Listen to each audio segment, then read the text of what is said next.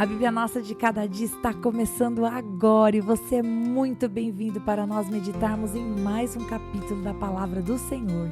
Aqui nesse canal, se você é novo, fique sabendo, todos os dias nós meditamos na Palavra do Senhor, nós lemos, compreendemos e aplicamos para as nossas vidas, porque Deus tem sempre algo novo para falar conosco.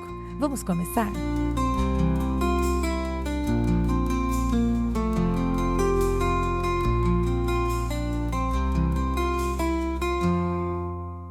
Que alegria ter você por aqui. Deus te abençoe. Hoje nós vamos meditar no capítulo 11 do livro de Gênesis. Você já leu esse capítulo? Bom, se você não leu, você pode ir lá no Spotify ou no YouTube. Eu faço a leitura, você me escuta, ou você pega a palavra de Deus e você faz a leitura. Mas lembre-se, esse período de meditação da palavra não substitui a sua leitura, combinado? Muito bem, nós vamos ver no capítulo 11, da parte de Moisés, como foi que Deus confundiu o orgulho humano, a soberba humana, trazendo sobre o homem, trazendo sobre a humanidade várias línguas e não mais uma língua só, como era no princípio. Como eu comentei no episódio anterior, o capítulo 10 e o capítulo 11, eles apresentam algo de comum.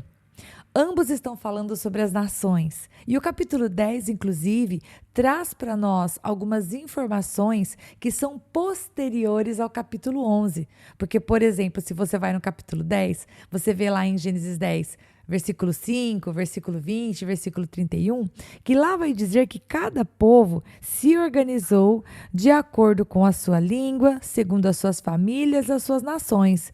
Se você prestar atenção, o capítulo 10 está antes do capítulo 11, que é quando as línguas foram confundidas. Portanto, não faz sentido. Sem contar que a palavra no original também vai nos trazer essa explicação. Então vamos começar e eu espero que esse estudo de hoje fortaleça a sua fé e aumente ainda mais o seu amor pelo Senhor e o amor pela palavra. O versículo de número 1 diz que em toda a terra havia apenas uma língua e uma só maneira de falar. Então, o que aqui está querendo dizer é que Moisés vai nos explicar como essa realidade mudou. Quando Deus criou o homem e a mulher, Deus os criou falando uma mesma língua. E assim eles ensinaram Caim e Sete, Abel também, mas Abel foi morto por Caim, e esses passaram aos seus filhos. Com o dilúvio, os povos que surgiram, que vieram de uma mesma família, de Sem, de Jafé e de Cã, os filhos de Noé, também ensinaram a mesma língua para os seus filhos. Essa língua é a que aparece aqui no versículo 1 do capítulo 11. E a palavra aqui é Safa. E eu vou soletrar porque, obviamente, você sabe que eu não falo hebraico. É S-A-P-H-A. E aqui está falando de uma língua falada. Isso aponta, queridos, para a singularidade de uma língua, ou seja, era uma língua comum a todos. A palavra usada lá no capítulo 10, versículo 5, 20 e 31, não está falando de Safa, mas lá a palavra usada é Lashon, é L-A-S-C-H-O-N. Tenho certeza que não é assim que pronuncia. E essa palavra significa o quê? Bom, ela caracteriza uma língua em sua relação com outra língua. Portanto, mostra pra gente que lá no capítulo 10 está falando sobre as diferenças dos idiomas. Portanto, são duas palavras diferentes no original, que mostram coisas diferentes. Aqui, em Gênesis 11, 1, está falando de apenas uma língua. Já lá em Gênesis 10, em cada um dos versículos que diz que a família de Sem, de Jafé e de Cã se organizaram de acordo com as suas famílias, está falando de uma linguagem diferente, está falando de um idioma diferente.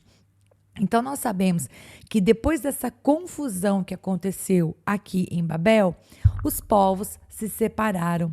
E nós sabemos também quem é o fundador de Babel. Nós sabemos porque Moisés contou para a gente antes. Moisés vai dizer lá no versículo 10 do capítulo 10 que Nimrod foi o fundador de Babel. Babel foi o princípio do reino de Nimrod, que era dito, que ele era poderoso caçador diante do Senhor. Nós sabemos que ele foi um grande construtor, é verdade, mas Babel, como nós vamos ver, não tinha a ver com a busca de agradar o Senhor. Na verdade, enquanto eu estava lendo esse capítulo, queridos, eu me lembrei de Noé. Eu me lembrei de Noé descendo da arca e fazendo um sacrifício ao Senhor. E aquele sacrifício subindo como um aroma agradável diante de Deus. Parece aqui que quanto mais eu vou lendo a respeito das conquistas de cada família, parece que cada vez mais esses povos estavam mirando na sua própria realização, no seu próprio senso de conforto, ou de bravura, ou de honra própria. Inclusive, é sobre isso que vai falar Babel.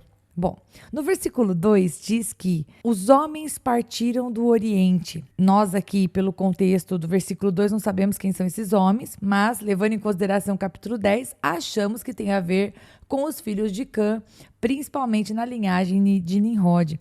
Ou talvez tenham ido todos os homens daquela região, eu não sei, porque o texto não é claro, mas a verdade é que eles encontram uma planície na terra de Sinar e lá eles habitam.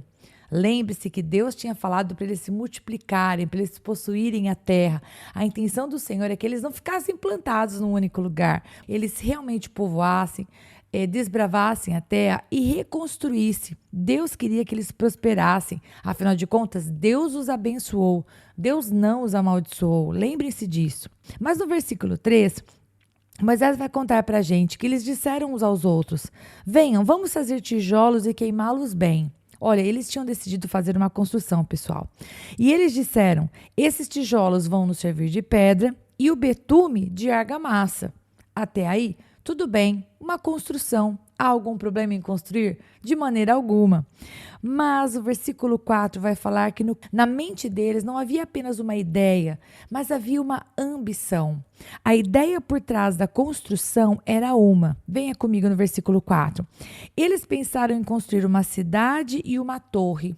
Algum problema nisso? Honestamente, não consigo imaginar Deus se opondo que os homens construam coisas, de verdade.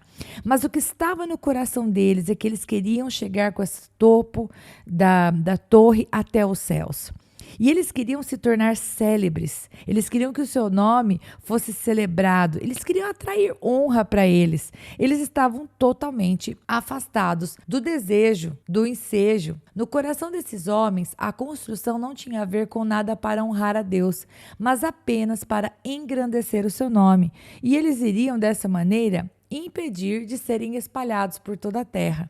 Bem, se Deus desejava que eles crescessem, multiplicassem, e sim, obviamente, eles teriam que se espalhar pela terra, porque a terra não conseguiria dar conta de sustentar todos eles juntos, se assim fosse, eles teriam que, em obediência ao Senhor, se espalhar. Portanto, nesse versículo 4, nós vemos que o que estava no coração deles era o desejo de fazer com que não apenas eles recebessem glória, honra, eles recebessem celebrações em seu nome, mas que também eles não viessem a se espalhar como era necessário que fosse para que eles crescessem e multiplicassem. E aí no versículo 5, pessoal, na verdade não só no versículo 5, mas do versículo 5 até o versículo 7, nós vemos Moisés relatando para nós que Deus, ao ver aquilo, ele não se agradou. Ao ver essa situação, diz a palavra do Senhor que ele desceu para ver a cidade. O nosso Deus é onisciente, ele sabe de todas as coisas.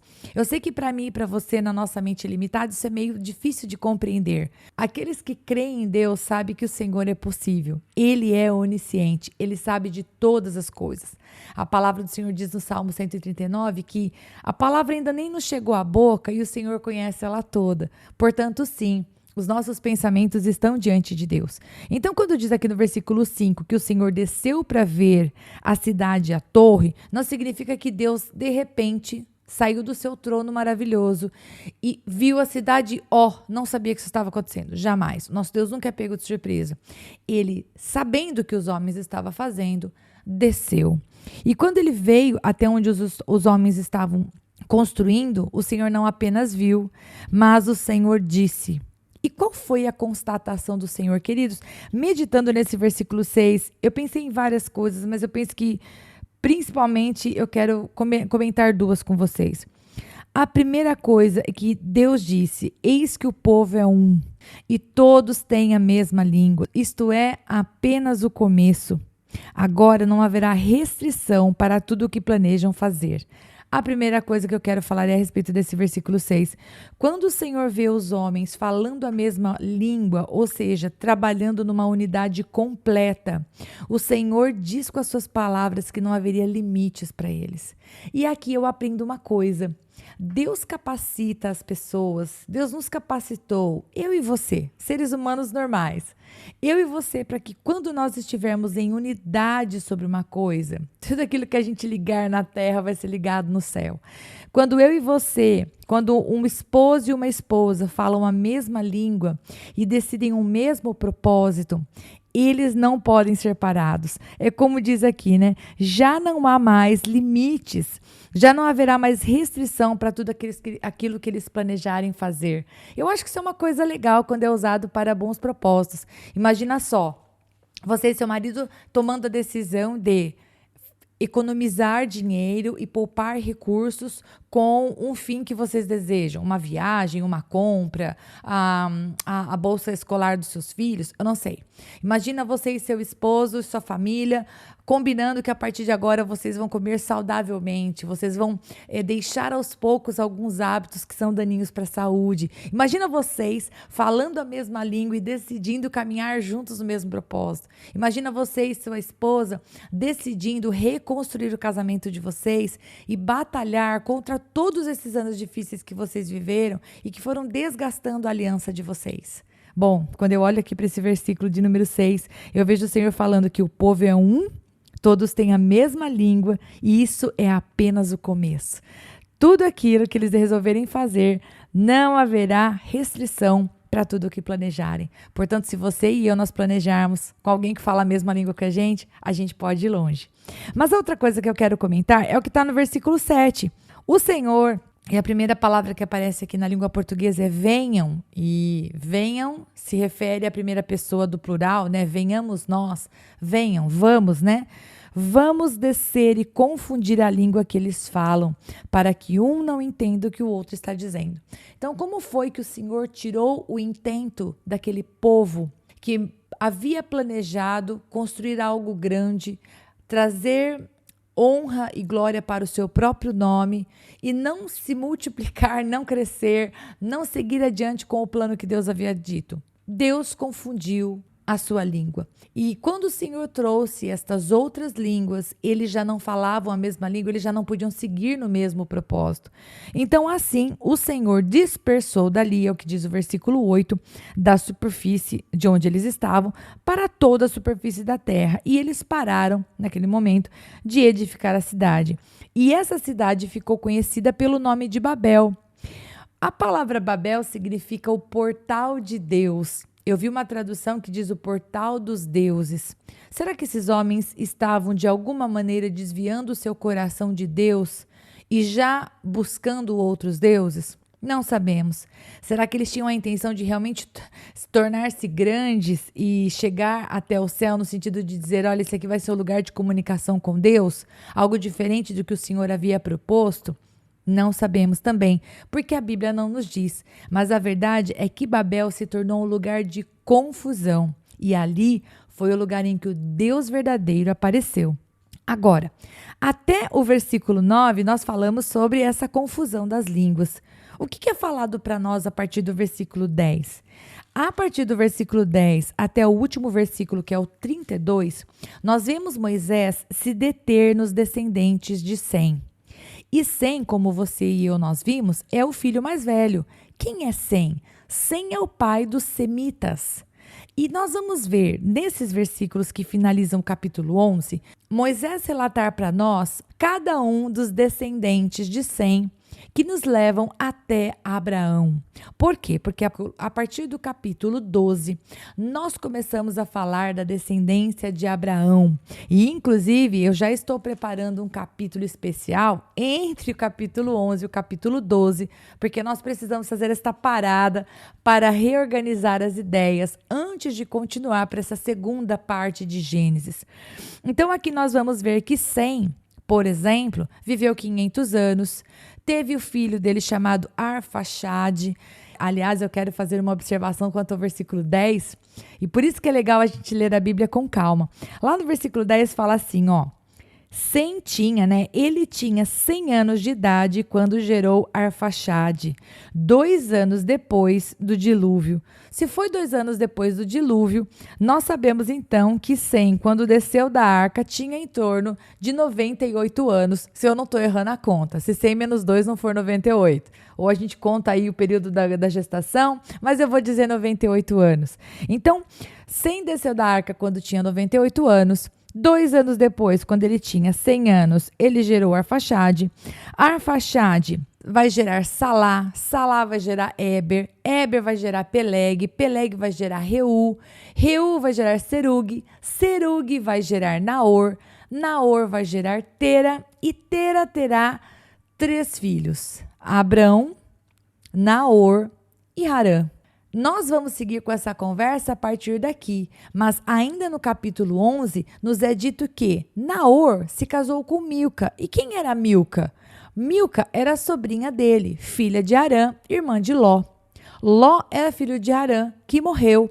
Portanto, Terá, quando foi sair da terra de Ur dos Caldeus e ele foi seguir viagem, ele foi sair daquela terra, a Bíblia vai dizer para nós que ele pegou Abrão, pegou Sarai, pegou também Ló, que era filho de Harã, e saíram daquela terra.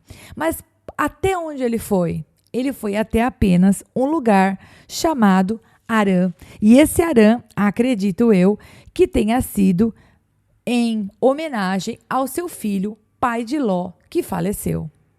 E nós ficamos por aqui. Que bom ter você para nós meditarmos em mais um capítulo da palavra. Deus te abençoe e até a próxima, se Deus quiser.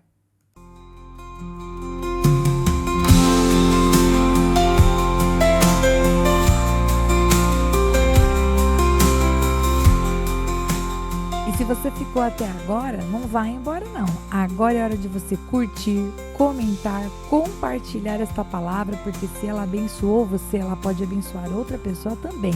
E lógico, se inscreva no canal, ative o sininho, assim você não perde os próximos episódios.